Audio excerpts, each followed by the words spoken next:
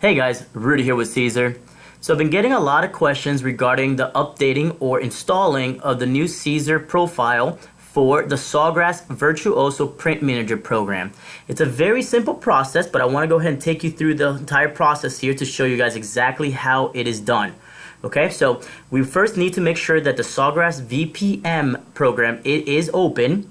Okay, once it's open, we're going to go right down here to the bottom right hand corner. And the little arrow facing up here, we're going to left click on that. Now, under the icons, you will find a square with the letter V inside of it, and it's a green icon. And if you hover over it, you can see it says Virtuoso Print Manager. Okay, we're going to go ahead and right click. Okay, so on my mouse, I'm right clicking, and now you will see these new options pop up. We want to go under Options. And you'll see the three different selection types here. You have edition, language, and units. We're going to go to edition. Now in my case, I already have the Caesar profile installed with a little check mark next to it. If you do not see that, then go ahead and select enable new edition. All right, so you should see this activate edition window pop open here.